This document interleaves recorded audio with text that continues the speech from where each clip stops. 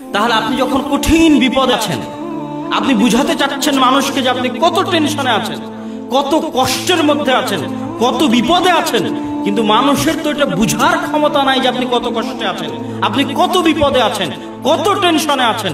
কিন্তু হুবহু আপনার মতো করে, ঠিক যেই ফিলিংস আপনার, ঠিক যেই টেনশনের মধ্যে আপনি আছেন, হুবহু ওইভাবে আপনার টেনশনকে ফিল করা, যেই বিপদের মধ্যে আছেন হুবহু ওইভাবে আপনার বিপদকে আন্ডারস্ট্যান্ড করা, ঠিক যেই খুশির মধ্যে আছেন হুবহু আপনার মতো করে খুশিকে অনুভব করা, যিনি পারেন তার নাম লতিফ।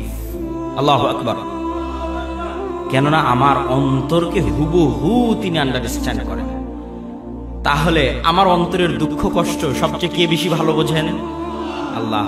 তাহলে আমার অন্তরের দুঃখ কষ্ট সবচেয়ে কাকে বলে বেশি মজা পাওয়া যাবে? আল্লাহকে। আর মানুষের কাছে বলতে গেলে ছোট হতে হবে, আত্মসম্মান নষ্ট হবে, আত্মমর্যাদা নষ্ট হবে, মাথা নিচু হবে, কিন্তু তাও তাকে বুঝাতে পারবেন না। আর আপনার বুঝানো লাগবে না, উনি লতিফ, উনি এমনি জানেন আপনার অবস্থা। দ্বিতীয় অর্থ কি? আল্লাহ সুবহানাহু ওয়া তাআলা যেটা করতে চান সেটা লতিফ ভাবে করেন, সূক্ষ্মভাবে করেন, হোমজিক্যালি, হুটহাট, ডাইরেক্ট অ্যাকশন আল্লাহ সুবহানাহু ওয়া তাআলার বৈশিষ্ট্য নয়। ফিরআউনকে আল্লাহ সুবহানাহু ওয়া তাআলা হুট করে ধ্বংস করে দেননি।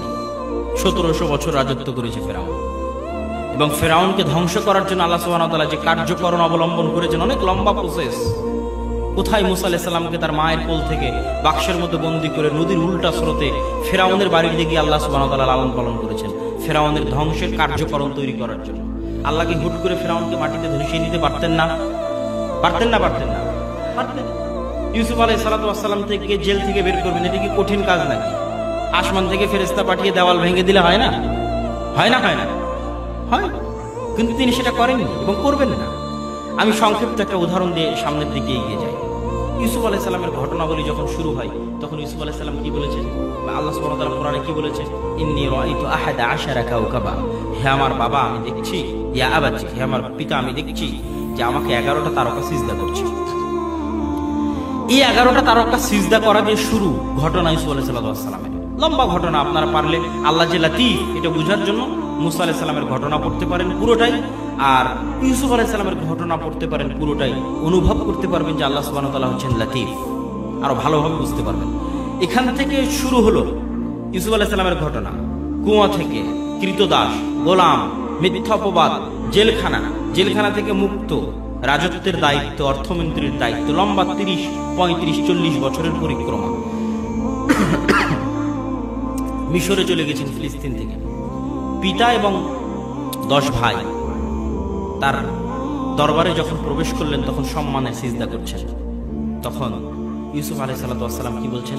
ইয়া আবাতি, হে আমার প্রতিপালক, এটাই হচ্ছে তা'বীল রুইয়া, ওই যে ছোটবেলায় স্বপ্ন দেখেছিলাম 11টা তারকা আমাকে সিজদা করবে, এখন আপনারা 11 জন যে আমাকে সিজদা করছেন, এটা হচ্ছে সেই স্বপ্নের তাবিল। এবার কি জন্য এত লম্বা এই কথাটুকু বললাম? এই বাক্যের শেষে, এই ঘটনাগুলোর শেষে ইউসুফ আলাইহিস সালাম কি বলেছেন? ইন্না রাব্বি লাতীফুল লিমা ইয়াশা, আমার প্রতিপালক যদি কোনো কিছু করতে চান অনেক সূক্ষ্মভাবে করেন। কোথায় ছোটবেলায় দেখেছিলাম 11টা তারকা সিজদা করবে, সেটা ঘটতে কত লম্বা সময় লাগলো, আর কত কিছুর মধ্যে